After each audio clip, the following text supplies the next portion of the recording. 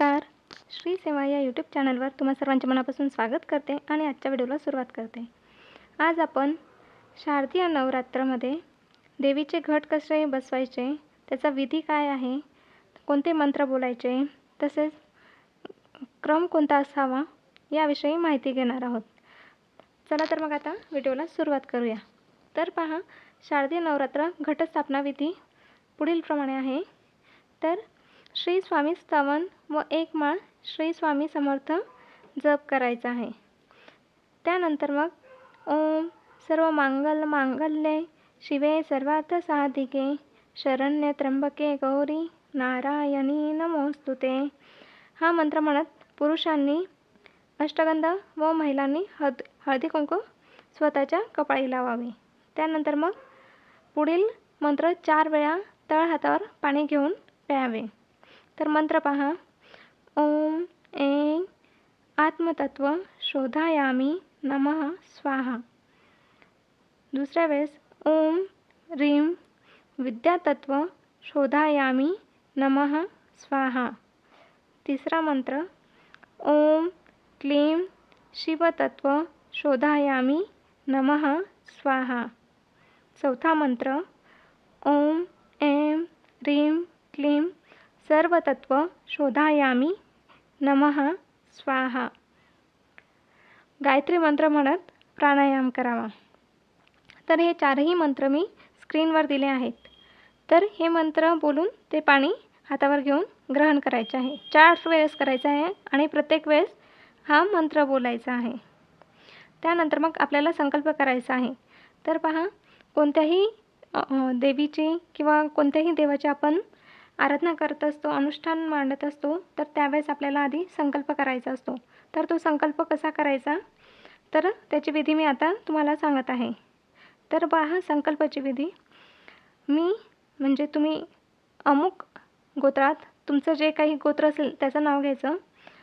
उत्पन्न अमुक नावाचा तुमचं जे काही नाव असेल ते बोलायचं. त्या ठिकाणी नावाची किंवा नावाची माझ्या सर्व कुटुंबाला क्षेम, स्थैर्य, आयु, आरोग्य, विद्या, ऐश्वर्य प्राप्तीसाठी, वर्धनासाठी, सर्व दुरित उपशमनासाठी, अशुभ शक्तींचे भय उपद्रव निवारण्यासाठी, आर्थिक सबलीकरणासाठी, इत्यादी सकल ग्रह पीडा शांतीसाठी, त्रिविध ताप निरसनासाठी, तसेच श्री कुलदेवी व श्री कुलदैवत व श्री सद्गुरूची अखंड अचंचल अभेद्य भक्ती सेवा व सन्निध प्राप्तीसाठी, प्रतिवर्षी कुलाचाराच्या अंगभूत श्री घटस्थापना, अखंड दीप प्रज्वलन आणि दुर्गा सप्तशती ग्रंथाचे अमुक संकेत तुम्हाला जेवढे काही पाठ करायचे तर ती संख्या बोलायची. 5, 7, 8, 9, 11, 21 जी तुमची इच्छा असेल ती संख्या बोलायची.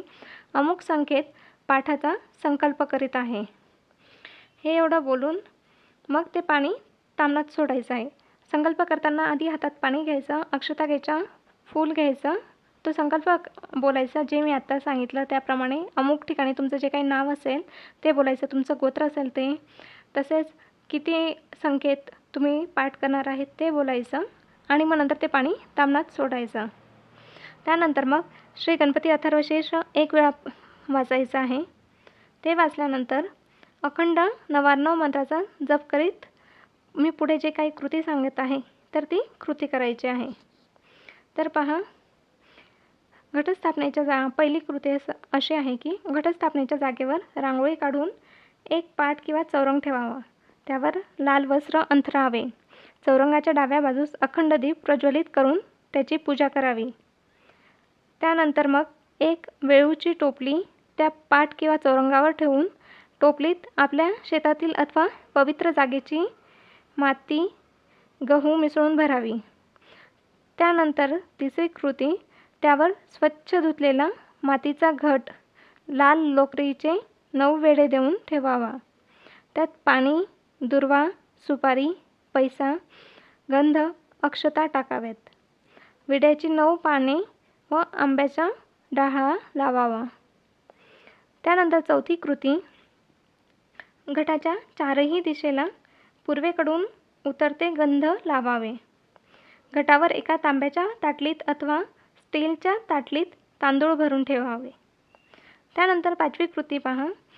पुढील प्रमाणे कुलदेवीची पूजा करावी. मंत्र बोलायचा आहे. ओम सर्व स्वरूपे सर्वेशे सर्व शक्ती समन्विते भयेभ्यस्त्राहि नो देवी दुर्गे देवी नमोस्तुते. हे म्हणून देवीच्या टाकास नमस्कार करायचा आहे. देवीच्या टाकावर 16 किंवा 1 वेळा श्रीसूक्त म्हणून अभिषेक करावा. घटावर विड्याची 2 पाने पूर्वेकडे देठ करून ठेवावी. त्यावर देवीचा टाक झोपून ठेवावा. त्यानंतर मग पुढची कृती पहा. ते झाल्यानंतर टाकाची पंचोपचारे पूजा करावी. त्यानंतर मग ध्यान करायचं आहे आपल्याला. ध्यान करताना पुढील मंत्र बोलावे. नमो देवे महादेवे शिवाय सततं नमः. नमो प्रकृते भद्राये नियता प्रणता स्मताम्. श्री महाकाली महालक्ष्मी महासरस्वती त्रिगुणात्मिका दुर्गा देवे नमः. ध्यायं ध्यायामी नमस्काराने समर्पयामी. हे बोलून देवीला नमस्कार करायचा आहे. त्यानंतर आपल्याला पंचोपचार पूजा करायची. तर ती पूजा कशी करायची ते पहा. श्री महाकाली महालक्ष्मी महासरस्वती त्रिगुणात्मिका दुर्गा देवे नमः. विलेपनार्थे चंदन समर्पयामी. अलंकारार्थे अक्षतां समर्पयामी.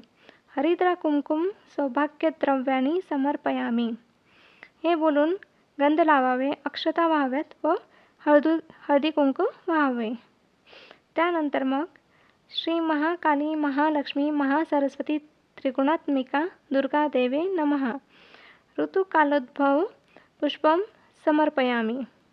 हे बोलून मग फुले वाहायची आहेत. त्यानंतर पुढची कृती. श्री महाकाली महालक्ष्मी महासरस्वती त्रिगुणात्मिका दुर्गा देवे नमः. धूप आग्रापयामी. धूप ओवाळायचे आहे. त्यानंतर पुढची कृती. श्री महाकाली महालक्ष्मी महासरस्वती त्रिगुणात्मिका दुर्गा देवे नमः. दीप दर्शयामी. देवीला दीप ओवाळायचा आहे हे बोलून. त्यानंतर पुढची कृती पहा. श्री महाकाली महालक्ष्मी महासरस्वती त्रिगुणात्मिका दुर्गा देवे नमः. नैवेद्यम समर्पयामी. तुम्ही जो काही कोणता गोड पदार्थाचा नैवेद्य केला असेल तर तो दाखवायचा आहे. त्यानंतर मग पूजेनंतर 1 माळ घटावर पुढील मंत्र बोलून बांधायचे आहे. तर पहा. ओम मा माले महामाये सर्वशक्ती स्वरूपिणी चतुर्वर्ग त्वयी न्यस्त तन्माने सिद्धिदा भव. हा मंत्र बोलून त्या घटावर 1 माळ बांधायची आहे. हा मंत्र मी स्क्रीनवर दिला आहे तेव्हा तो मंत्र बोलायचा आहे. तर कोणत्या दिवशी कोणती माळ बांधायची याचा मी सेपरेट व्हिडिओ केलेला आहे. तर तो व्हिडिओ चॅनलवर जाऊन नक्की पहा. त्याची लिंक मी डिस्क्रिप्शन बॉक्समध्ये देईल. तर पहिल्या दिवशी विड्याच्या पानांची माळ बांधायची आहे. त्यानंतर मग आरती करावायची आहे. रोज घटावरील भगवतीची दुरूनच पंचोपचार पूजा करावी. तसेच घटास माळ चढवावी व आरती करावी. 9 दिवसात सर्व कुटुंबियांनी मिळून 14 किंवा 28 पाठ दुर्गा सप्तशती संस्कृत किंवा प्राकृत ग्रंथाचे वाचन करावायचे आहे. त्यानंतर कुलाचाराप्रमाणे सप्तमी किंवा अष्टमीला फुलोरा करावा. फुलोरा म्हणजेच करंजा केलेल्या असतात तर त्या बांधलेल्या असतात वरती. घटाच्या वरती त्या बांधायच्या असतात. एक चौकोनी कृती लाकडी साचा असतो त्या साच्याला त्या बांधायच्या असतात. त्याला फुलोरा म्हणतात. जर तुमच्या कुलाचारामध्ये ज्याप्रमाणे असेल त्याप्रमाणे तो फुलोरा तुम्ही बांधायचा आहे. अष्टमी किंवा नवमीला परंपरेप्रमाणे ज्या दिवशी कुलाचार असेल त्या दिवशी सकाळी शंख किंवा घंटाध्वनी करून कुलदेवीचा टाक घटावरून उचलावा. त्यांची प्रतिपदेला केल्याप्रमाणे श्रीसूक्त अभिषेक व पंचोपचार पूजन करावे. त्यानंतर कुलाचार पूर्ण करून नारळ फोडावे. पूर्णाच्या 21 दिव्यांनी महाआरती करावी. नवमीच्या दिवशी सायंकाळी आरतीनंतर यथाशक्ती कुमारिका व सवाष्ण भोजन करावे व भोजनानंतर घट उत्तरेकडे हलवावा. दसऱ्याच्या दिवशी सीमोल्लंघनास जाताना घट टोपली प्रवाहात विसर्जन करावी. मातीवर आलेले धान्य आपट्याच्या पानासमवेत श्री स्वामी समर्थ महाराजांना कुलदेवीला कुलदैवत व घरातील ज्येष्ठांना द्यावेत. प्रसाद म्हणून स्त्रियांनी केसात माळावेत व पुरुषांनी टोपीखाली किंवा कानावर धारण करावेत. आणि जी घटाची माती आहे तर ती माती आपल्या क्षेत्रात अथवा पवित्र ठिकाणी विसर्जित करावी.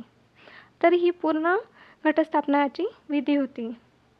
तर ही माहिती तुम्हाला कशी वाटली ते कमेंट करून नक्की सांगा.